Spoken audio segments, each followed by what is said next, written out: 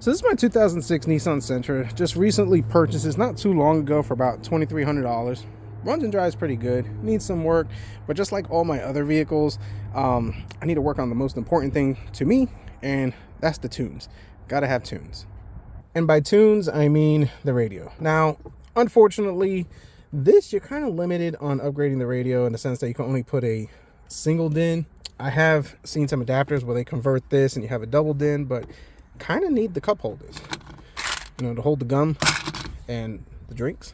So yeah, you could put a single DIN and then you can have one of those flip up ones with a touch screen, but then that blocks this. And I've actually seen where after prolonged periods of use, the heat can mess up the screen on that, but I don't want to block this because, well, you know, I do want to be cooled and heated when I need to.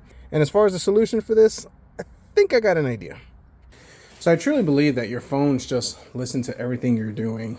I know there's ways to disable and all that stuff, but I guess this one worked in my favor because I got this guy. I went ahead and opened it up just to make sure it wasn't damaged on shipping. This company reached out to me, asked me to do a review on it, and I'm glad because this is actually going to solve my radio situation. So this is by Carpuride HD display, IPS touchscreen, Bluetooth, all that stuff. Biggest thing, Bluetooth. Touchscreen is a bonus, and I think it's their 9-inch one. I am kind of bummed because, I mean, folks, 9 inches, yeah. They do have the 7-inch one, and that's what I was hoping for, but they wound up sending me that. Beggars can't be choosers. So let's kind of check it out, see if it's good, see if it solves the solution, the quality, and yeah, we'll just take it from there. So this is our screen, 9 inches, and in the back has the rear camera, so you know you can record when you rear end somebody. I guess that's a thing, or record people doing crazy stuff. Now, one thing I like about these is that instead of having to rip everything apart and deal with all the wiring, which is not bad. I mean, I guess it's not bad. This you could just mount it, and there you go. Not to touch into anything. Now we do have our charging, which is right over here, USB Type-C, which is pretty sweet as that's the standard, and I have more of these cables than anything else. And you don't lose your USB charging, so if we needed to plug in our phone, charge that works. So very good that was well thought of. Now for mounting, I think I'm going to go this way.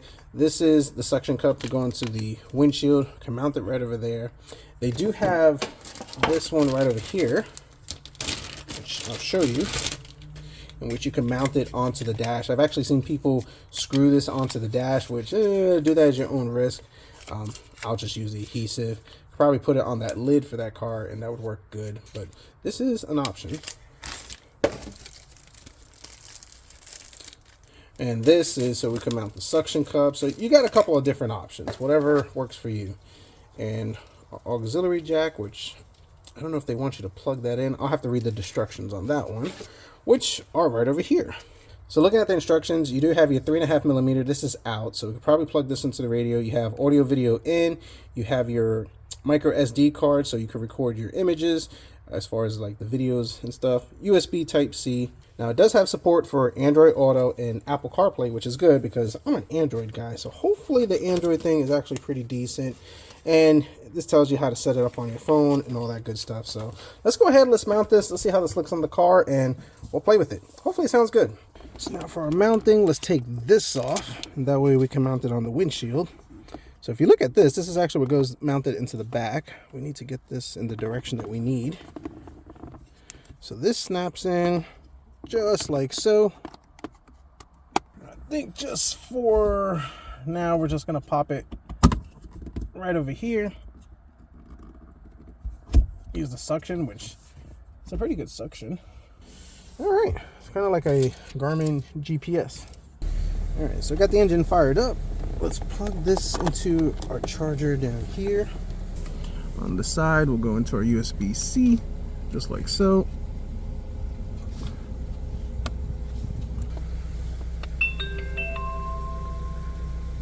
All right, so it's loaded the card. It's in recording mode. So let me play with this a little bit. Let me get it set up with my phone, and then I'll tell you more about it. So I've had some time to play with it, and there are a few things that I like and I don't like. But I mean, nothing's perfect. So as far as the mounting, number one, the adhesive that comes with it, I wouldn't bet my money on it. I used this one, I used the other one, tried to mount it here, even tried in another vehicle thinking that maybe this surface was just not, I mean, it was too smooth for it. The adhesive, definitely no bueno. So you can hard mount it, but I don't know how anybody would feel of drilling in that in here. Maybe if I had an extra one of these from the junkyard, I don't know. But yeah, use the window suction, that works pretty good. I have it set up like that, so that's my recommendation on that. So as far as the way it works, the Bluetooth is set up through your phone from pairing your phone to this. Once that's paired, then it's going to transfer everything through it. This does have its own built-in speakers, so if you don't have speakers on your car, you'll hear it through here. Now, if you want it to go through your car speakers, in the sense that I got to run a 3.5 auxiliary to the auxiliary in over here. If your car doesn't have it, then you're probably going to have to get an FM transmitter like that over here. And I kind of played with both to kind of see which one sounds better. So FM transmitter, if you don't have the auxiliary in, this one you can plug the auxiliary into this FM transmitter, hit it 107.9, hook it up on the radio. I mean, that's just the station I use, and then that works. Now, as far as setting it up, like I said, Bluetooth the phone to that, and then if you have a CarPlay, you'll hit CarPlay, Android Auto. Very simple. In our case, we have Android Auto. And we got our GPS. I have Spotify because I was listening to some tunes on that, and yeah, it works out pretty good like that. So now, as far as the camera, this is the camera button, hit it right over here. It's supposed to record at 4K. Actually, it looks pretty decent. If it looks a little off and fuzzy, it's because I actually haven't taken off the screen protector for this or that, so it's not too bad. It's constantly recording unless you turn it off, and then it'll overwrite itself unless you create an image or create some video. You can actually transfer it to your phone or however you want to do that. Hit the picture button if you just want to take a nice picture, and back to the home. So it's pretty simple, fairly easy to use. As far as anything else, if you want to do the Android cast, you got to disable the Android Auto, and then you can do the Android cast if you want to watch like a movie or YouTube or anything else like that. But for the most part, pretty simple. So now for the price of this, $219. It's not cheap. It is a little steep in my opinion, but everything that you get with it, you're getting a dash cam, you're getting the whole GPS feature, syncing your phone. So I mean, considering that this car doesn't have all that and you want to get a dash cam, this might be something to consider. But personally, if you're just looking to get a dash cam, just get a dash cam. And if your car has the GPS or anything like that, or even the Bluetooth sync or whatever you call it, this might not be the way to go. But for an older vehicle trying to get some modern luxuries, that is the way to go on it. You get the screen, you get all that, and you don't have to deal with the double din of blocking the vents. So just depending on your vehicle, this may or may not work for you. But for now, this works for me. It checks the boxes, and I'll be using it. So I'll post a link below if you want to check it out. But for now, we're gonna go for a drive, give this thing a shakedown, and I'll post any updates on any quirks or any other things I find for it. So thanks for watching, and we'll see what we'll come up with next.